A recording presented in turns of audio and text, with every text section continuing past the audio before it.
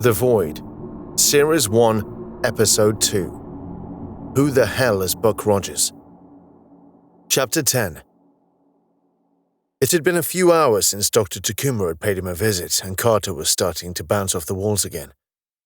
Kane had been doing his best to keep him occupied, but after a while, Carter started to tire of his company and asked for some solitude. This turned out to be a mistake. Soon enough, he was haunted again, stewing over the thoughts of his long-dead family. He sat in one of the comfortable chairs and stared at the glass fragments littering the floor, the remnants of a bottle he had held at the wall during a moment of angry despair. Now he regretted his action, not because of the damage, but because he could not clear it up, and now he had a floor full of hazards. One shard lay on the floor next to his naked foot, and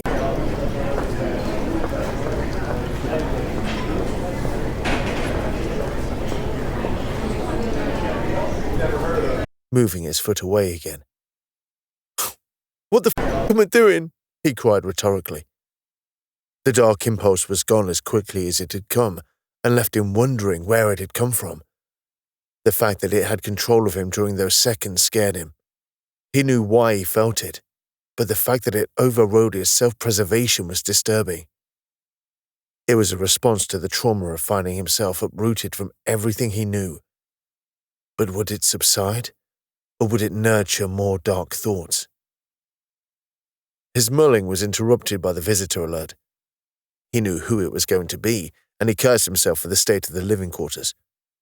Standing, he started to hobble over to the door, carefully avoiding any fragments in his bare feet. Kane had arranged a comfortable pair of trousers and a shirt for him, but he just couldn't bring himself to cover his feet. He could just about do it if he really tried, but it was more effort than it was worth. He was sure the commander would understand. Opening the door, he found himself confronted with a young woman who seemed familiar to him. This must be the commander, but Carter was surprised at how young she was. He'd expected someone of a similar age to himself, maybe older. "Mr. Vincent?" "Yeah." "Good to meet you at last. I'm Commander Voight." "Pleasure to meet you," he responded, shaking her hand. "And welcome to the Liberator," she added. "I trust you find your accommodation satisfactory." "This is very comfortable," Carter commended. "Had I not been told this was a military vessel, I would have never have guessed." "Oh, they're not all as grand as this one," Voight grinned. "I started off on an old Triskel-era frigate. That was a cramped old metal canister, powered by wishful thinking and spite." Carter smirked at her comments. "Looks like you had an accident," Voight noted upon observing the broken glass. "A bit of a forceful one." Carter could see the commander had already taken stock of the situation and was analyzing it. There was little point in trying to invent some kind of cover story. She was obviously astute enough to work out what had happened. Maybe not why, but certainly the what. "To tell the truth, I had a bit of a bad moment," Carter admitted. "Not my smartest idea, I know. I can't reach down far enough to pick the pieces up. And not a good place to be wandering barefoot. Can't reach my feet either." "To be expected, I guess. You'd been in a box for millennia. The fact you're walking at all is an achievement," Voight observed, starting to pick up the pieces of glass. "Guess I should thank you for picking me up." "It's our duty to assist stricken vessels. Don't normally find one so old, though," Voight continued. "Do you know what the odds are of finding a ship once it's adrift?" "I don't think I want to guess." "You'd be right," Voight stated, picking up the last few shards. "You seem to have beaten the odds, Mr. Vincent." "I don't feel lucky." "I can't imagine what a trauma you must be experiencing at the moment, but we will do everything we can to help you through it." "Since I woke up, I found out I've lost my family, and everything and everyone I've ever known. I found human culture has moved on, leaving me a stranger in a strange land. It's been a nightmare," Carter revealed. "But calling it that would be unfair on you guys. You've all been falling over each other trying to help me, and I can't express how much I appreciate that. It's the only thing keeping me sane at the moment." "I hope we can help you fully adjust to the modern universe, Mr. Vincent." "So do I." "And this is what I came to talk to you about," Voight pursued. "To see how you want to continue your treatment and what to do after that." "Dr. Takuma mentioned staying on board," She stated that consistency was important. That's quite true, and this would be a good environment for you to adapt to, as it is like a society in a bottle. Voight nodded.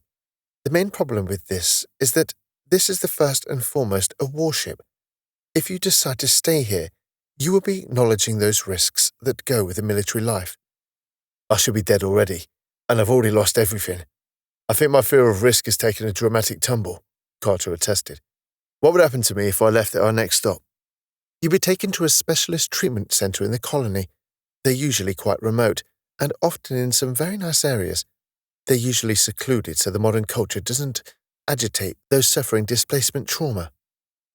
Is that the name for it? Displacement trauma? Carter inquired.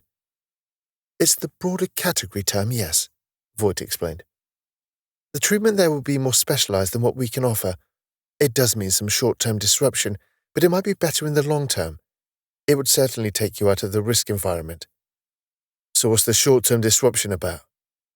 There's the bureaucracy registering you, finding you the accommodation and sorting out the funding. That's all its own kind of fun.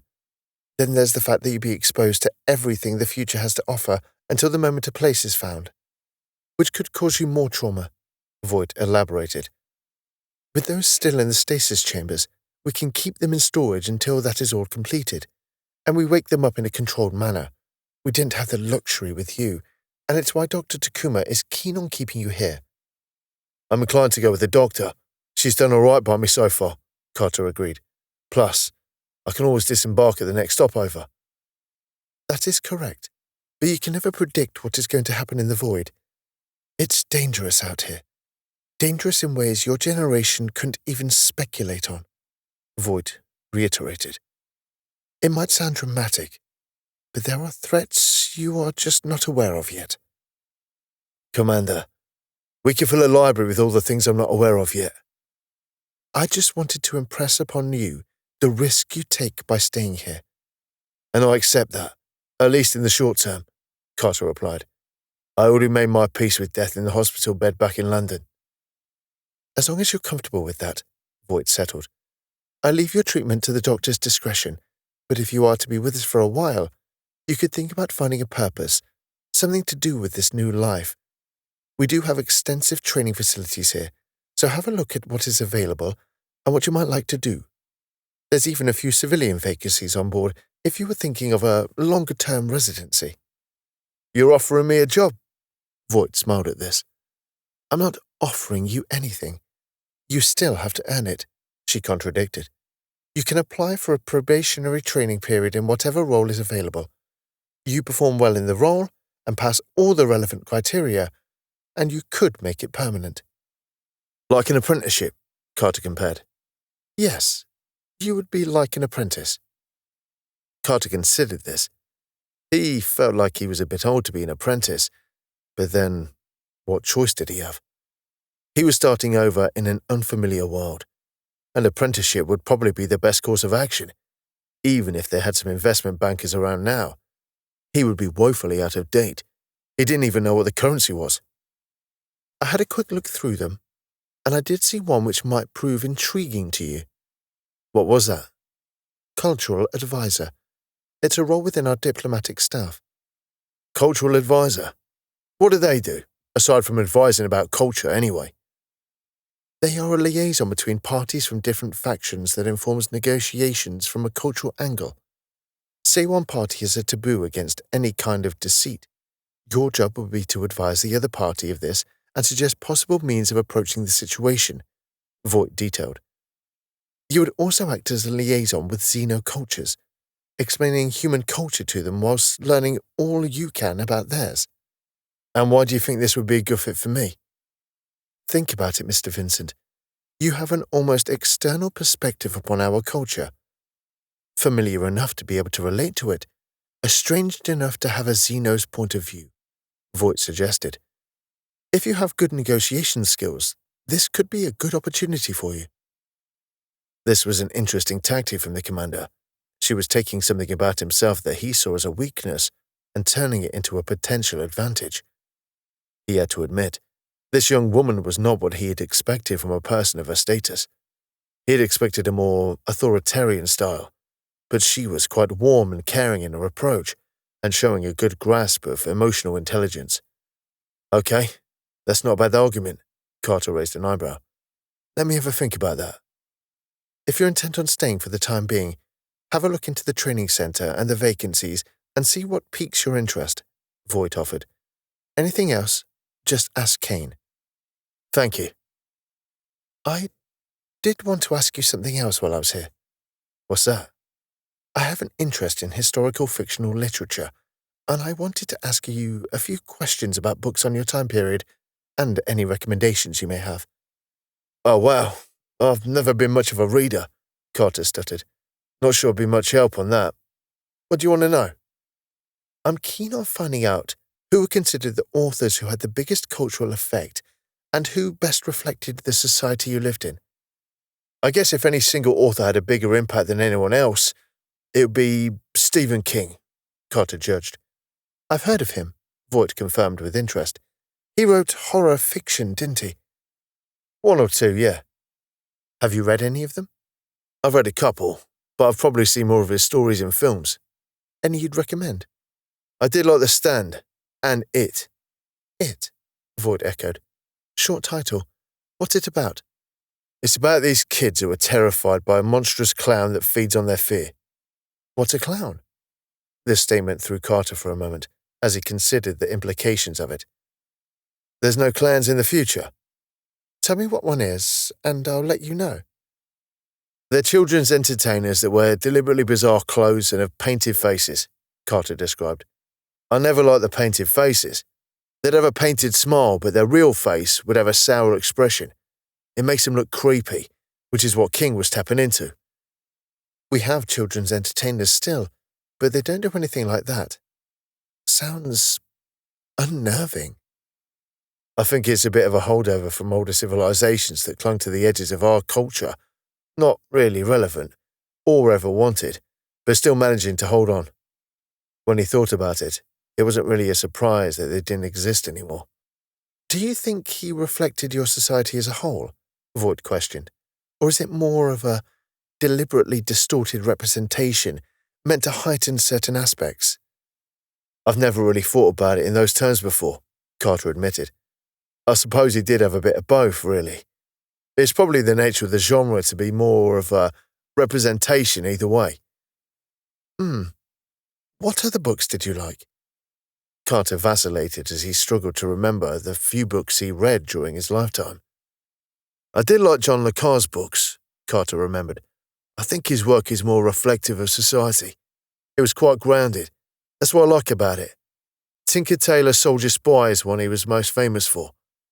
Oh, that's a good title. Should make searching for it much easier. Can't really think of anything else at the moment. I know plenty of good authors I should have, but never really got round to reading the books. That's okay. Most people do the same thing now, Voight smirked, knowingly. But if you think of any others, do let me know. I'm surprised you just can't find it on the internet, or whatever equivalent you have. You'd be surprised how many gaps we have in our history, Mr. Vincent. I'm not sure how much you know yet, but there are reasons why we are missing a good chunk of our history, Voight explained. Some of it is still out there, waiting to be discovered by some datasphere archaeologist. So, it's just lost. Some of it is, but there's so much in the realm of information that it can be buried under a mountain of data, Voight added. You could spend years searching and never find what you were searching for. Some of our history has just been plain deleted, though. How did that happen? As I said, there are reasons, but it's quite a long and convoluted story, Voight evaded. And I don't want to disrupt the adjustment programs that Dr. Takuma has put in place. Carter was noticing a pattern of avoidance here regarding... What was it regarding? He couldn't begin to guess, but there was something that was being held back. It was obvious, whatever it was an elephant in the room for them. The frustration of the trickle feed of information annoyed him. He could understand the reasons the doctor had given him, but this didn't make it any less frustrating. I don't know what it is that you guys keep tiptoeing around, but I wish you'd just all tell me. I would like to be as honest as possible with you, Mr. Vincent, but we do have protocols for these situations, and they do exist for a reason, Voight reasoned. It's better to take things slowly when acclimatizing someone. I know you all think that, but it's incredibly annoying to be on the other side of that policy. I can imagine, but we've resurrected quite a few people from stasis over the years, so we've got extensive experience on this, Voight attempted to placate. Believe me, too much too fast rarely ends well. I met my first alien today. I mean Xeno. Think I dealt with it okay. Maybe I was a bit disconcerted, but I didn't turn into a gibbering mess. You may well be handling the displacement better than most, but I'm not an expert in those matters, so I'm going to leave this in the hands of Doctors Takuma and Richt, Voight deferred. Now, I would love to stop and talk for a bit longer, but I do have quite a few items left on my itinerary. Thanks for the talk. I'll give that cultural advisor role some thought. When you've made a decision, let the doctors know and we'll work something out. You can contact me directly if you want, but I can't promise to answer immediately. As you can imagine, it can get hectic in my position, Voight directed. I will try, though. I understand. No matter what you decide to do, I would love to talk to you before you go and learn a bit more about the pre-expansion era, Voight proposed, and any other book recommendations you may have. I'll see what I can dig up from my long-term memory, Carter offered. Voight stood up with precision, and Carter started to follow suit. You don't need to get up. Yeah, I do. It's all good practice for me. Voight nodded in acceptance. Carter saw her to the door and exchanged a few parting pleasantries before watching her disappear down the corridor.